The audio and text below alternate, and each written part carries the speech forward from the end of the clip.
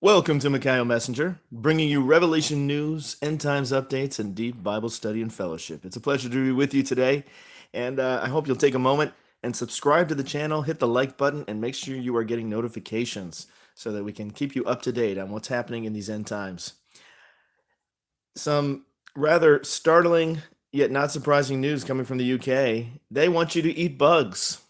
And we knew it from the time that Nicole Kidman and celebrities made it so popular in their witch coven room den as they were eating bugs to try to normalize that, to try to precondition you for the reality that they're going to start putting bugs in your food.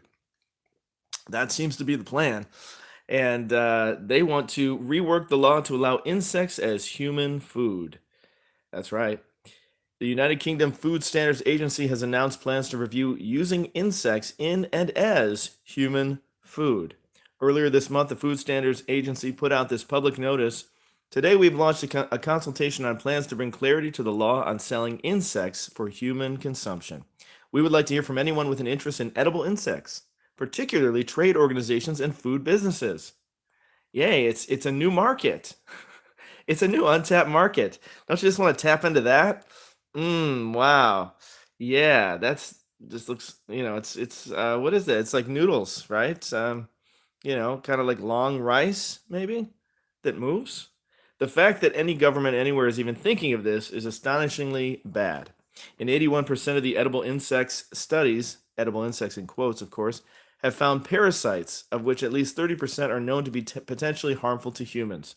Maybe that's why the Bible tells us not to eat them. We'll look at that in a second. Not only that, but these insect parasites literally mess up your gut bacteria, also known as your microbiome. You can read that lengthy and highly technical, boring study here.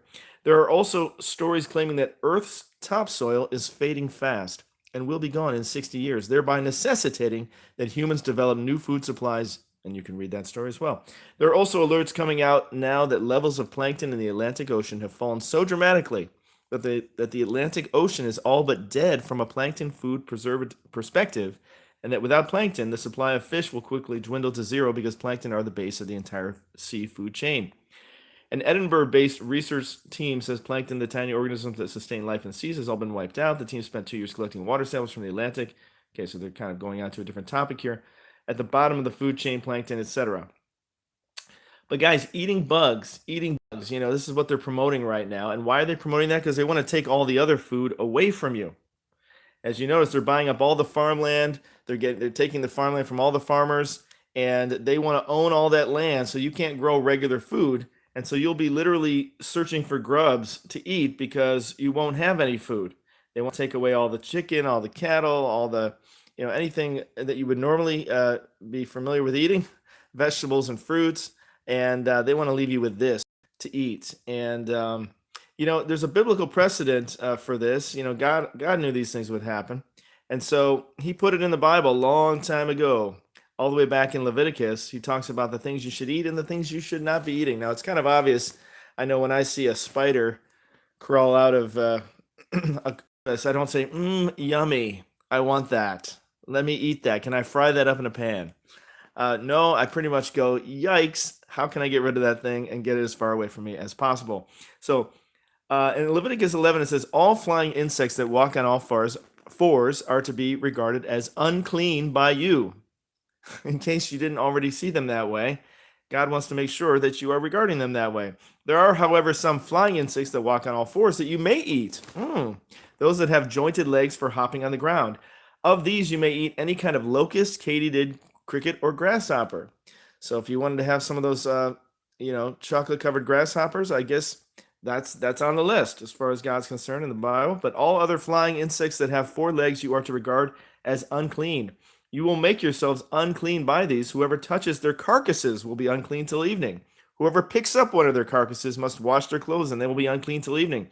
So don't even be messing with the bodies of a dead insect. And then it goes on for more animals, and you go a little further down. You say, oh, but it didn't talk about the little slimy little worms that we just saw in that picture. Well, actually, it does. A little further down, it says, I think it's around 4 in the 40s. It says, Every creature that moves along the ground is to be regarded as unclean. It is not to be eaten. So that would include those worms, grubs, any of those things that move along the ground. You're not to eat any creature that moves along the ground, whether it moves on its belly or walks on all fours or on many feet. It is unclean. Do not defile yourselves by any of these creatures. Do not make yourselves unclean by means of them or be made unclean by them. I am the Lord your God. Consecrate yourselves and be holy because I am holy. Do not make yourselves unclean by any creature that moves along the ground. I think he's hitting that point home pretty well there. Along the ground. Do not deal with any of those creatures that move along the ground. So, very intriguing indeed. Now, we do have the example of John the Baptist who did eat locusts, right? And that was that was like the one insect, locusts and those who have jointed legs, like katydids and grasshoppers, that God said, yes, okay, you can eat those. So I was kind of checking this out here. In Matthew chapter 3, it says, John's clothes were made of camel's hair, and he had a leather belt around his waist. His food was locusts and wild honey. Now, here's living in the wilderness. There's probably not much to eat. It's kind of a desert out there. So there's not many options for him, and he's trying to stay alive. So God is allowing for the locusts, but I don't think it's the food necessarily of choice. That's not necessarily going to run out to the store. Hey, let's go get a pack of locusts. There's no example of Jesus ever eating bugs that I'm aware of.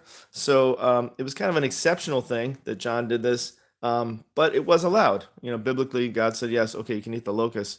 And the locusts are kind of, they're like an infestation. They come every season, and they come in like a swarm. Actually, if you read a little bit here, as we go down and look at this word locust, it talks about here in this actual verse, we look at the original Greek text on that, it kind of gives a little bit more description. Acris. Okay, so let's take a look at this a little bit here. So a locust, particularly that species which especially infests oriental countries or eastern countries, stripping fields and trees. Numberless swarms of them almost every spring are carried by Arabia into Palestine. And having devastated that country, migrate regions farther north until they perish by falling into the sea. The Orientals or Easterns, accustomed to feed upon locusts, either raw or roasted and seasoned with salt, or prepared in other ways, like with honey. For example, John the Baptist preferred the honey. He was a kind of a sweet and sour guy. Other people maybe want more of the salty version. And the Israelites also were permitted to eat them. So maybe God figured, hey, you got all these locusts that come in every year. They devastate your land. It's only fair if they take all your crops away, you can eat them. It's kind of payback to the locusts, I guess, for destroying everyone's crops in the fields. But generally speaking, God was like, don't eat the bugs. They're unclean. They're disgusting. Well, the UK wants to not only make this legal, but the problem is once you make it legal and say, yeah, okay, sure, you can eat bugs, well, then you have the problem of them putting it in the food, and you might not even know it's in there because now that it's been legalized as an ingredient, they have lots of ways of hiding what these ingredients actually are, so that you might be eating bugs and not even know you're eating bugs. But legally, they're allowed to do that. They're allowed to make you eat the bugs. You will eat the bugs, says the the Nazi dictators that are currently taking over. Mr. Klaus SHWAB. I mean, guys, these are actual Nazis. I mean, they're still around and they're still trying to take over the world. It's insane. So you got SOROS and you got KLAUS, and they are, literally trying to destroy you still. They're still trying to take over the world and kill everyone. So they say you will eat the bugs. You must eat the bugs. And so now they're trying to promote this by having celebrities eat the bugs, by having news outlets or actual agencies, country agencies actually make this a popular thing. But the problem, like I said, is that once they make that a legal thing and they say, yeah, bugs are cool, man. Bugs are in. Eat bugs. Once they say, yeah, this is great, well, then what they can do is they can make that a hidden ingredient, a secret ingredient in the food and give it another name. And you think, oh, come on, they're not going to do that. They would tell you. They'd be upfront about that if they're going to put bugs in your food.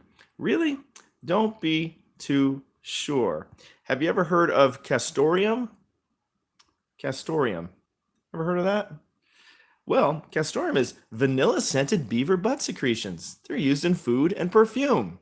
Were you aware of this? And that when you go out and you look at your ingredient list on what you're about to buy, were you aware that now they don't call it beaver butt secretions because that would probably turn people off. So they call it Castoreum. Doesn't that sound nice? I'd like a little Castoreum in my food if that's okay. It's the same reason they changed the name of, cow to steak or burger or pig to ham or bacon, but here, beaver butt secretions. Okay, it's not even the beaver, it's coming out of their dairy air into the air. But it smells like vanilla, so that makes it okay, right? Castoreum is an anal secretion beavers use to mark their territories. It also happens to smell like vanilla. That's nice. More specifically, the raw form is often described as birch tar or Russian leather. But when diluted in alcohol, not the kind you drink, the substance picks up more pleasant, musky, and fruity nuances. Now, you gotta wonder who was the first guy that figured this out. Who was the first freak who figured this one out? I mean, why in the world are you messing around with the rear end of a beaver and trying to find out what comes out of there and what it smells like? In any case, they not only figured that out, they said, "Hey, maybe we can put this in food." It's been used in both food and perfumes for years, according to National Geographic's Molly, who dug up a paper from 2007. Okay, Castoreum comes from the beaver's castor sac. Oh, that's nice. Located between the pelvis and the base of the tail. Because of its close proximity to the anal glands, the substance often contains anal secretions and urine. So you're not just getting the castoreum, guys. You're getting anal secretions, i.e., fecal matter, and urine. But they go on to say it's non-toxic. Oh, right. The gland's lower proximity doesn't stop Joanne Crawford, a wildlife ecologist, from encouraging people to stick their noses under the animal's tail and take a whiff. People think I'm nuts, she told National Geographic. I tell them, oh, but it's beavers. It smells really good. Maybe she discovered it. Oh, man. The secretions contain about 24 different molecules, some of which act as beaver pheromones. The U.S. Food and Drug Administration calls the beaver's goo a generally safe. Now, there comes a point where you start to say, when the FDA is calling something generally safe, I think we should be generally scared. Generally safe additive for food. For the past 80 years, food scientists have added it to products often labeled only as a natural flavoring. Aha! Okay, this is the point I wanted to make. Not only is that incredibly disgusting, but they label it as natural flavoring. How many times have you picked up a food that was labeled natural flavors added? Natural flavors. And you're thinking, oh, natural. I don't know what that is, but it's natural. Well, yeah, you could argue that something that comes out of a being, even if it comes out of their rear region, is natural. But is that something that you naturally want to have in your food? That includes not just the castoreum, which is gross enough, but urine matter. Is that what you want in your food? And that they can get away with that they've legalized that's okay, and they're putting that in your ice cream. Oh yeah, it's in your ice cream, right? And they call it natural flavoring. So you're like, oh well, natural flavoring. Maybe that's sugar. I don't know what they mean by that. It says it puts individual annual consumption of castoreum extract at only about. It's in products like frozen dairy, gelatins, puddings, and non-alcoholic beverages. So there's a good chance if you've eaten frozen dairy, gelatins, or puddings, and non-alcoholic beverages, you've probably consumed beaver rear secretions. In 2011, the Vegetarian Resource Group wrote to 5 major companies that produce vanilla flavoring. The organization asked if these companies use castoreum. Now, maybe they don't legally have to say whether they use it because they can just call it natural flavorings. So castoreum, we don't know what that is. We do know what natural flavorings are. The answer, according to the Federal Code of Regulations, they can't. That's because the FDA highly regulates what goes into vanilla flavoring. Sure. Castoreum extract can be used to enhance raspberry or strawberry flavorings, though. It has also been used, which happens to be one of my favorite flavors. So there's a good chance I've probably consumed my share of this stuff, which is pretty. I guess I have to go back now and throw up for all those times. It has also been used as a traditional medicine for centuries. The beaver population in Sweden was also wiped out in the 19th century because of castoreum's popularity, according to Sweden's English newspaper, The Local.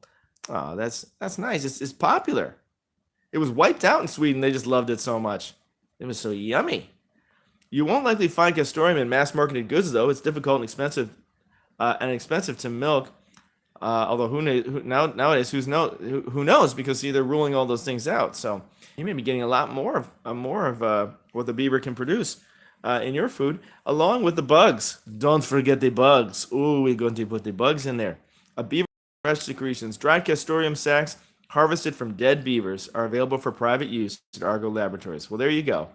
So they're killing these poor beavers to take out these little sacs that produce this nasty stuff. And if you ever go beaver hunting, they can easily be removed with the help of a knife in your fingers. Gee, I was wondering. Oh boy. Guys, we're living in the end times, in case you didn't notice. And the last days, it's been the last days for some time. They've been sneaking beaver secretions into your for a long time. And now they want to do it with the bugs. And I'm sure they'll call those natural flavorings also. Because nobody wants to see bugs on an ingredients list, but they'll see natural flavorings. They go, oh, okay, that's nice. Oh, look at him. He looks so cute, too. Guys, just a quick update, quick report. Hope you found this helpful. Beware of your natural flavorings, okay? Double check that ingredient list and try to stay away from those bugs. Hope that didn't bug you. Talk to you soon. And be sure to subscribe. Have a great day.